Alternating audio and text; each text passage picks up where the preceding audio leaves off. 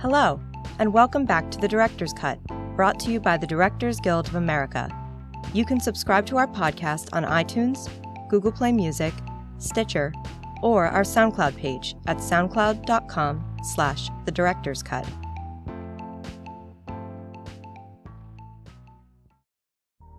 Today's episode is the second in our annual series devoted to our popular Meet the Nominees feature film symposium. Now in its 26th year, the event is a roundtable discussion with the directors nominated for the Guild's Award for Outstanding Directorial Achievement in Feature Film. This year's nominees include Damien Chazelle, the director of La La Land, Garth Davis, the director of Lion, Barry Jenkins, the director of Moonlight, Kenneth Lonergan, the director of Manchester by the Sea, and Denis Villeneuve, the director of Arrival. Each of these talented directors were gathered on February 4th at the DGA Theater in Los Angeles to discuss the craft of directing and the making of their films with moderator Jeremy Kagan.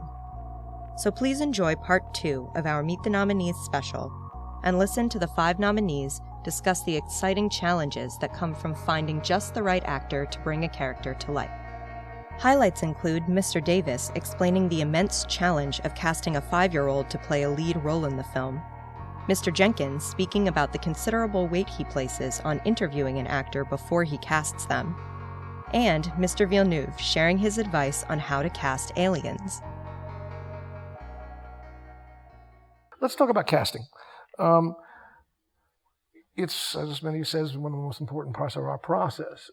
What were you in casting the two boys, both Kevin and both young and middle age, or middle young, the pre-teenager, teenagers? Mm-hmm. What was your process? And I literally mean this applies to all of you, which is when someone comes in to your room, I'd really like to know what your process is. How do you talk to them? I'm not talking about casting stars. I'm talking about the actors that you're meeting for various parts. And so I'm interested in that process, but particularly with the boys. Would you share that? I'm as much as about the interview as the read in a casting process like that. I knew I wanted the face of the film to not be stars, so we were actively trying to avoid known faces for the 3 leads. And for me, when they came in, it was as much about this sort of almost like documentary interview, to see what the vibe of the person was. If I were a nice 6-year-old coming in, what would you say? If you were a 6-year-old, hey, little bro, what's up, man? How you doing? I'm okay. You know what I mean? Yeah. You play football, man? No, I don't. Just stuff like that. And what would happen? Well, and Alex Hibbert came in. Most of the kids came in, and they tried to perform even in the interview, and that to me is a clear sign that this person is going to get on my set and then try to please me. I didn't want that. Alex Hibbert, who we cast as Little, started asking me questions. He was like this little dude who was an old man, and so I talked with him, and then I had him do the scene. Which scene did you choose? Because the character is so silent over the course of the piece, I would actually write scenes for them that weren't in this film. They were similar, but they weren't in the film. Particularly because the biggest scene that he has dialogue-wise, I thought that was a bit aggressive to introduce a non-actor to at that stage in the casting process. So I wrote scenes for the little boys in particular to read, but I wasn't as concerned with the quality of the read in the first audition as I was with this sort of interpersonal interview. As they came back over the course of callbacks, then we tried to put them through their paces the same way we would do with an Andre Holland or a Trevante Rhodes. In making the decision for who was going to play Little, did you, there's this young man and there's this young man, I'm not sure, and what happened here? There were two young men for that particular part that it came down to. The other young man, I think, was a better actor. I felt like Alex Hibbert had the truer essence, and over the course of working with him, he definitely became the better actor of those 2 kids. The interesting thing with Alex was we cast Ashton Sanders first, who plays Sharon in the second story. He was the first person to audition for any part in the film. Me being a director, I had him come back over and over and over again. And now he was the first person you saw for the part. Because it can't be the first person. Oh yeah, sometimes it is. So I felt, and I'll give him credit because he stood up to me one day. He said, Barry, why do you keep bringing me back here? He's like, am I not good enough? He actually, it's like a 17, 18-year-old kid actually said this to me. And I had to admit, I was like, and he actually changed my process. I was trying to cast them in pairs. Right. teen Chiron, teen Kevin, adult Chiron, adult Kevin, cast for chemistry. And then when he stepped to me, I was like, you know what, you're right.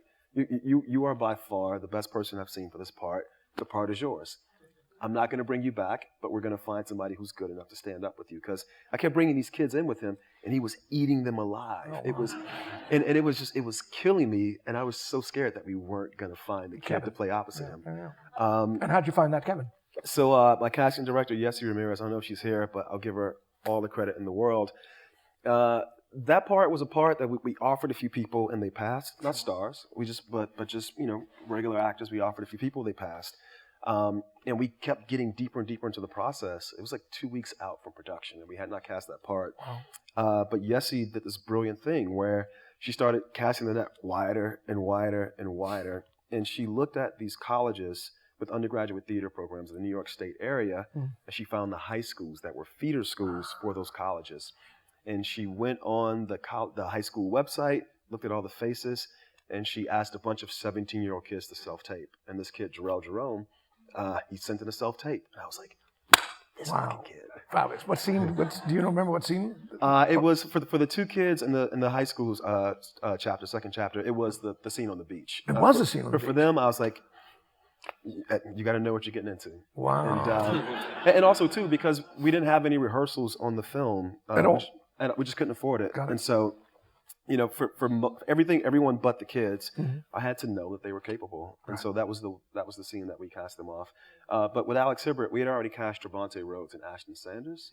So I felt like if I knew where the character had to end up, I would have a much better read on where the character had to start.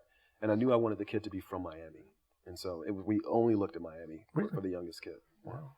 Well, he's quite amazing. In fact, all the kids are amazing. Yeah. Speaking of kids, no problem here. That was the first kid you saw, right?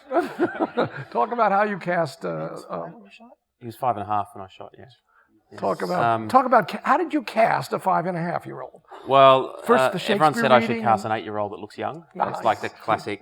Right. It must be written somewhere. Yep.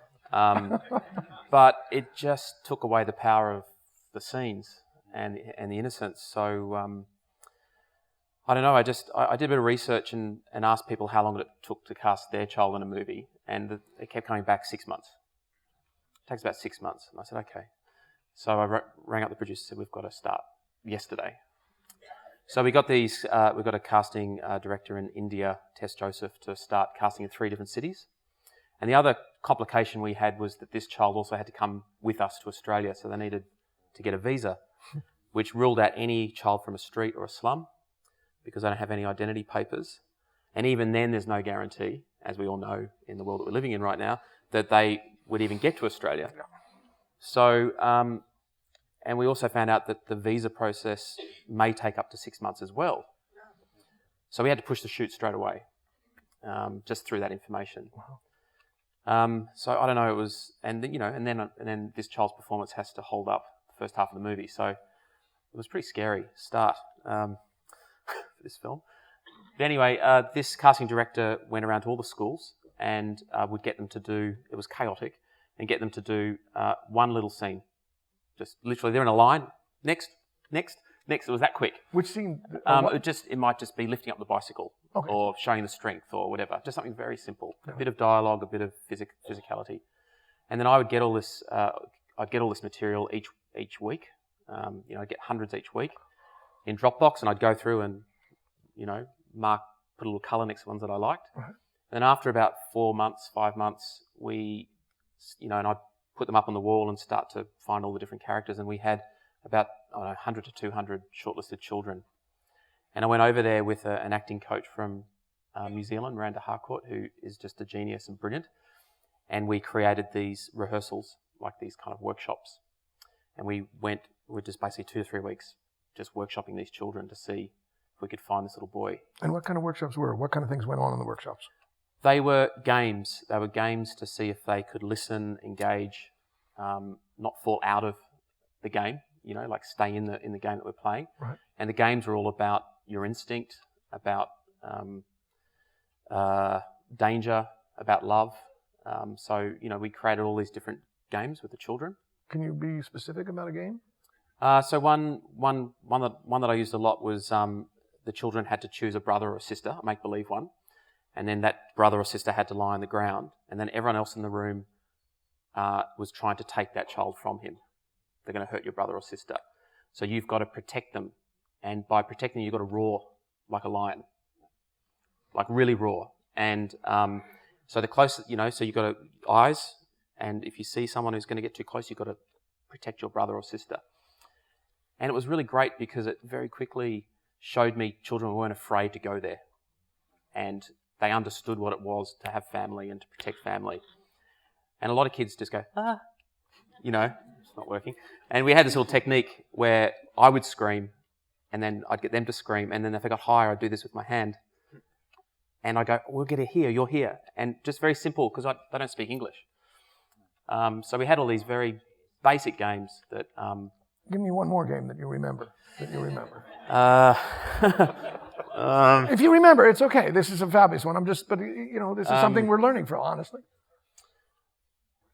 Well, I set up with when I got my selects, who Sunny Pawar for Saru and Abhishek for Guru, I wanted to see them together. Mm-hmm. And these kids were scavengers. They would go under trains and do all sorts of things. So I wanted to see if they could do that in a real environment. So I spoke to this little stall and I said, these kids are going to come and try and steal an orange, but don't tell them. And so the kids, I said, look, and I just made him sleep. I said, just act as if you're sleeping. So this guy in the store was just asleep in India. And I said to the boys, go and steal an orange. They go, I can't do that. It's okay, guys. So you see these boys going up, and it was just beautiful to watch how the brothers helped each other steal this orange. But I just wanted to see if they had the guts to go up to a real person, or because that was going to be the methodology of the shooting. Sure. And was it as easy to find Guru as it was to find Saru? Guru was an actor, actually, okay. Abhishek, and he was just beautiful. He's just this pure light, and that was actually a gift. And was it like, as with Barry, he came in, he was the first one and you knew, or did you? Pretty much. In both cases, I knew straight away. And then it was just a process of seeing if they could actually act or have the potential for acting. And the other thing I do is check out the parents. I just go, can I meet your mum and dad? And then what we also did is with the shortlisted children, we brought them back the next day and make them wait the whole day. Just see if they can deal with time and pressure. So they were sort of in an outer air. Like outer all space? of them, just the family, and just see if they actually arrive on time. And then we'd even do another test a bit later. So 3 callbacks, just to see. We needed to know if they had the endurance and reliability. So did you also need to know if he could run? Because he has one of the best runs I've seen in a long time. He loves running. I mean, did you ask them to run, or was that just after you'd cast them? Often when I like to work with the actors, it's not in a studio. I like to have a space that has an outdoor area. I do a lot of my work with actors outside. Mm-hmm. And just again, having little worlds that we can take the actors into and try different things. Yeah, they were in a car lot. In fact, there was a scene, it was about trust. It was a little exercise on trust. So Guru had little Sonny on his back, piggyback, and had his eyes closed. So I said to little Sonny, you've got to get him back to base, He's going left, right. And I said to Guru, just get it wrong a couple of times, So little Sonny go left, and he went right. And he goes, no, left. And they're like, so that actually ended up in the film, that idea, when they're in the forest. Oh, right, yes, there's one. Yeah. But it was, casting is a massive challenge. And you enjoy it, clearly.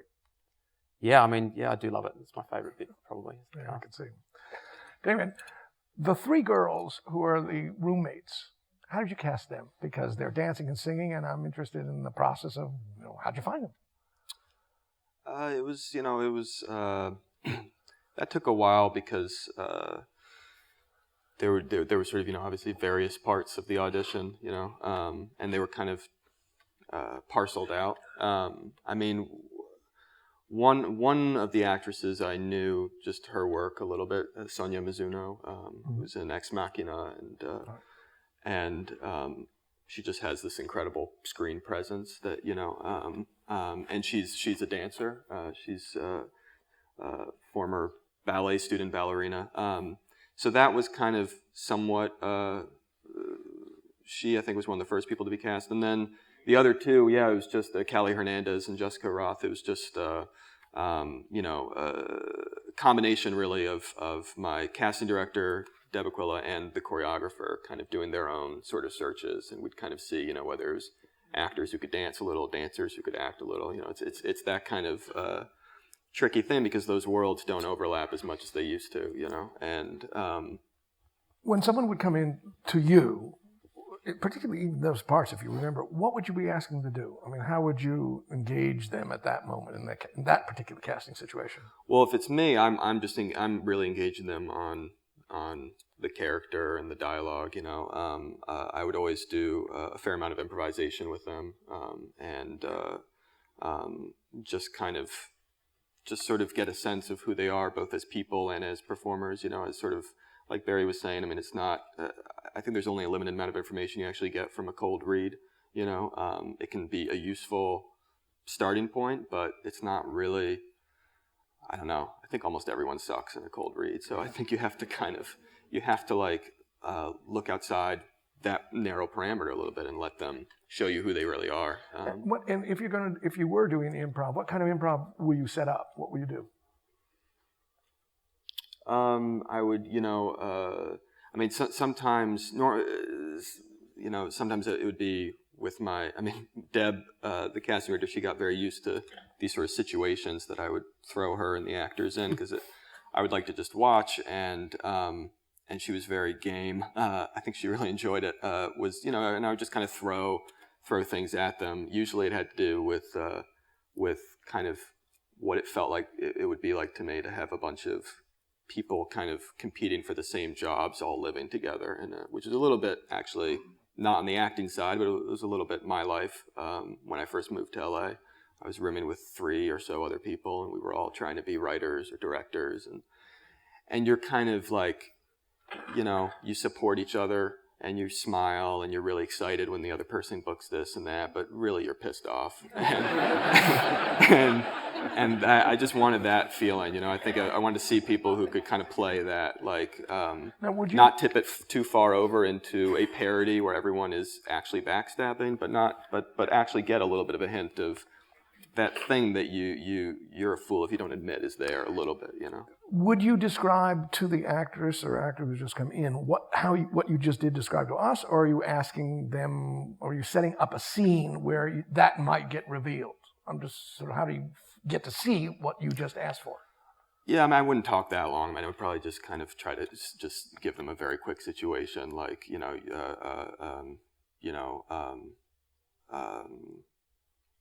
so I'd tell Deb, you just booked a part, and so I'd have the other actor just kind of keep asking them questions, with their motivation being asking questions that are going to kind of make themselves feel better, So it's like And so you were pairing them though. These actors were coming in.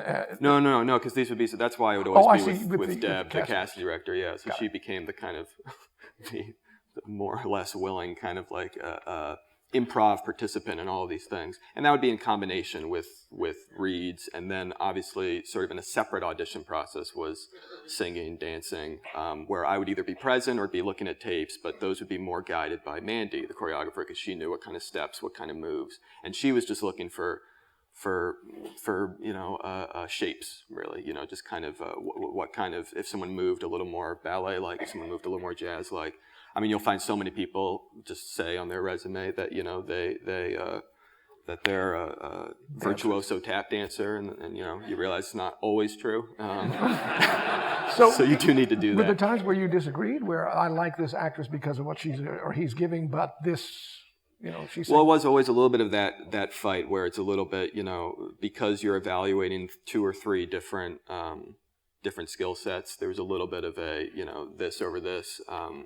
But I mean, it was that way even with, any of the parts who had to perform musical stuff outside of the roles that we went out to, outside of the name roles. But for example, all the people in the first number and the traffic set number, that was also very important. There, you don't ever hear them speak, but it was much more important to me that they look the part and act the part than that they be the greatest dancer in the world. That they had to be able to technically pull off what's a very difficult piece of choreography. So there's a certain base level they had to be able to do. But my greatest kind of fear of that was that it would just be a bunch of completely chiseled so you think you could dance kind of dancers getting out of a freeway, and it just doesn't. I wanted it to feel like real people, like you were on a freeway and there was a real mix of dancing styles, acting styles, and looks. So each person who came in then for all those, for that, the freeway sequence in the open, acknowledged that they, quote, could dance. I mean, there's nobody coming in saying, I don't know if I can, right? I'm saying, I realize you're picking very specifically because you wanted these personalities and characters, but they all said they could dance, right? Yeah, I mean, everyone says they can dance. So that's what you realize. Good. Were there parts for you, actually, this is just on my person. The guy who sings the songs in the band outside in the who's in the pool area when they first when they meet, who is that guy? Do you know this? Or No, I don't. No, I just. No, it's funny because that's a guy I went to college with. I've known him since. He was. This is how I met my composer, Justin Hurwitz. Justin put a band together, like a rock band, in freshman year of college. I was the drummer. Justin was the pianist, and so this guy auditioned to be the drummer. So he and I auditioned together. I won the part as the drummer, so we made him the singer. And that was our freshman, college band. But I kept in touch with him, and he lives in LA, and he never acted before. But it's just he's just a character, and I just knew that he would be. He'd be just right for. Was there a part that was difficult for you to find? I'm talking about not in terms of the lead cast, but in terms of any other parts where there's one. Yeah, the most, actually, I mean, the most difficult parts were the smallest parts. Really, it was. You kind of. The quote I really believe. I mean, it's like that there actually is no such thing as a small part. Like there's really, especially when you're trying to kind of create a tonal balance in a world that's a little, where one detail off can really throw the whole thing off. That can throw the tone out the window. We had a lot of difficulty with some of finding some of the people in the opening traffic number, or even down to. I mean, we spent so long. Listening to voices, for some of the numbers, because everyone who sort of, kind of goes up for a musical these days, they all sing a certain way. They all sing, I shouldn't say they all sing, but say 90% of them sing a certain way, and it's a way that's kind of become part of the culture through, later iterations of Broadway into American Idol and that type of singing can be great, and I have nothing against it, but it just was really important to me that this movie not have that type of singing, that the singing be much more conversational and much more a little jazz flavored. But then of course you find when we would sometimes go after purely jazz singers, and then that would actually tip us into a sort of sounding like a lounge act or something. So it's I'm talking here about not about the leads, but just about people we were auditioning either for singing or dancing, or dancers who we would dub. Some of the voices in the opening traffic number are dubbed singing voices, and that was so some of that was all the way through into the last days of the mix. We were kind of weighing one voice or this voice, like one voice, I think it was the second male voice or something, that number. It took us literally 8 months to find a voice that I was okay with, because it just, and again, it seems like it shouldn't be hard, but it was not about how well you hit the notes, or how it was about just a certain tone that had to feel like singing but not singing, but also singing enough to support the number, but raw enough to. There was this balance that was very tricky. Did you realize that particular part, that voice, because you'd cast the person to play in the scene, but that was not the voice you liked. Did you know when you were shooting or you actually pre-recorded, but that's not the voice, but the guy has the right presence, he has the right moves. Well, I mean, the one number where we didn't worry too much about voices when shooting was the opening traffic number, precisely because you never hear them speak later. So, so there's no frame of reference for the voice. So as long, so we cast that for acting and dancing specifically.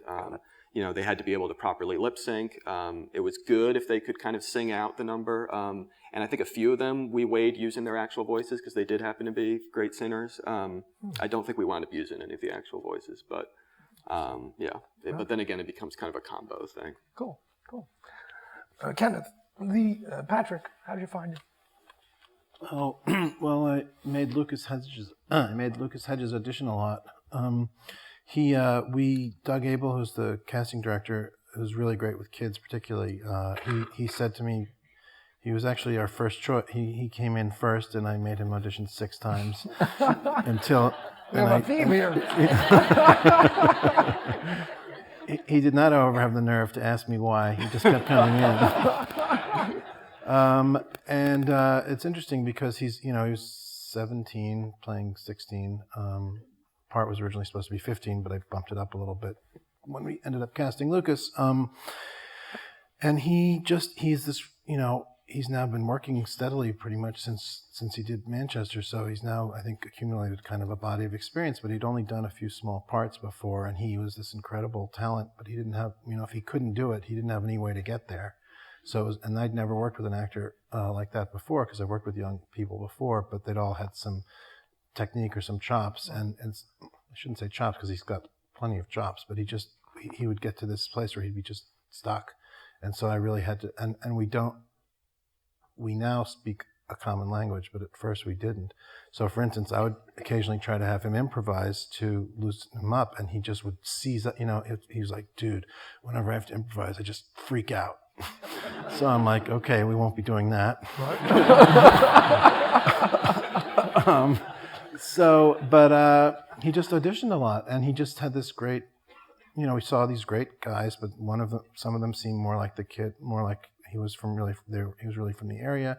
Another one had more of this and more of that, but he just had this beautiful emotional transparency, and then as it turned out, this incredible flexibility to make himself into this character. He grew up in Brooklyn Heights. In the sessions where you would bring him back in, how did they change? What were you doing with him? Well, I think he had he was really good at getting emotional, so he had a little trouble, I think this one of the scenes the scene that we auditioned a lot the first few times was a scene where he wasn't particularly emotional. He was talking about his father. I now can't remember. I think it was that walk and talk after the funeral home where they're talking about what's going to happen to the body and when are they going to bury him. And Lucas had a little bit of trouble relating to that because he's been fortunate and he's never lost anyone close to him. So I said to him, when someone you love dies, you expect to have this big reaction and you don't. He's like, dude, no one I love has really ever died. I don't know. So it's like, all right. So we just try to figure different ways to get to it. And he, the growth, the perpendicular from where he started to where he ended up, just incredible. He just embraced everything, and we finally found a way to talk to each other that worked really well. And it was part of the audition process, bringing him that many times, finding that way to talk to him? Yeah, because I could see how good he was, but I couldn't find a language to convey what I meant to him in a way that was good for him, which is obviously the point. It's not, the whole point is to bring out what's in the actor, not to do anything else. So he was either the last person or the second to last person cast, and he was cast very close to the beginning of shooting. It was really scary because I was so nervous.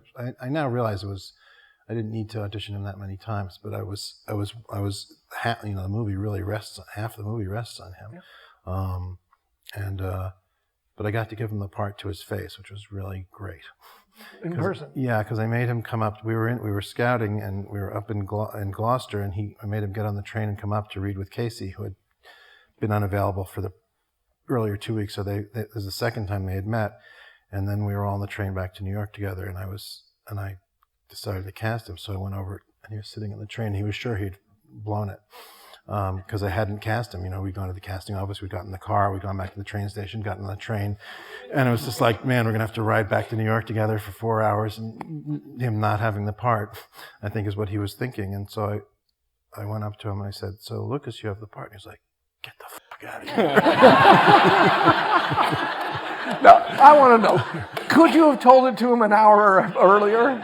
No, because I can't make decisions any other way. I have to look at everything many times on both alternatives. I mean, if I'm not sure. If I'm sure, it's easy. But if I'm not sure, I just have to go back and forth a lot. Till I got it. Were there other parts besides his that were difficult to cast? It was very hard to cast a part of his mother that Gretchen Mol played. Because we saw, and it was the opposite problem. We had one great actress after another come in, but nobody, I can't even explain exactly what it was. The combination of the fragility and the emotional fragility and this incredible tension that she carries around with her, and the insensitivity to other people, but incredibly sensitive to what's happening to herself. Uh-huh. And also what I like to call the oversensitive, insensitive kind of person, because you're like, how can they be so dense about other people when they're such a live nerve? And I realize it's because it's just about them. It actually goes together really organically. Took me a long time to come to that formulation. And Gretchen just went on tape for Doug Abel, and he said, "I think we got it." And he showed me the tape, and she was just perfect. Also, she did the accent beautifully, and just seemed really right for the region. And so this is, but you cast her off the tape, not off meeting. Yeah, it's a combination. Some people were offers, Casey and Michelle, obviously, but I was just dying to have them. And then other people were actors. Some actors that I knew, some that I hadn't, who came in and auditioned and worked with them, and other people would be cast off tape. Got it. Thank you. Denis, what's your process for casting? When an actor comes in, what do you usually do? Honestly, I don't think it's interesting. I think that... How come? But because we heard, honestly, 4 great process about the way you interact with actors, and so as I was listening to your stories, I was, what can I bring more in, I can change the subject. Because I don't think I have it's a very, very, very, very difficult process, casting. It's not my favorite part because it's bringing a lot of anxiety, and I think it's very, very, and it's the most crucial process, and it's very difficult. The thing that I can talk to you about is how to cast aliens. That do you sort of do improv with them, or it's a no? But it's true because I took that. I was dreaming to do sci-fi since decades. And for me it was like, at last I will have, and it became quickly a nightmare. The thing is, with actors, you have specific qualities that you're looking for, and you're trying to, and a group of people, you're trying to choose a person that will fulfill those desires. But when you have to create a creature, I thought that it would be easy because I will be the god creating and it became, making a movie is a little war, and you try to win as much battles as you can, and the design of the alien for me was a battle that I will not, I would make no compromise, no concession. I knew that when people were reading the screenplay, everybody was seeing a little E.T. with big eyes, a friendly creature, and me, I wanted something that will be a representation of death, something that will, where my main character at the end of the movie will have a conversation with an entity that will have a strong presence, strong intelligence, but will be very far away from any anthropomorphism. And I worked for a month with an artist from Los Angeles here, Carlos Fuente. I casted Carlos. I mean, I saw a lot of work from different artists, but him, I felt that he had the possibility to bring a soul into and not design entities, not creatures. I wanted really, it's very delicate and so it's a shape that it looks really, it looks arbitrary. It was so long to come to that shape, to the texture of that skin, to convince everybody that the alien will not convey information through his eyes, but through his presence, to his mass, to his shape. That and I came with that strange shape. That because for me it was like a kind of a representation of death. That black end looked like a Grim Reaper, and a friend said it looks like a top Academy Award, but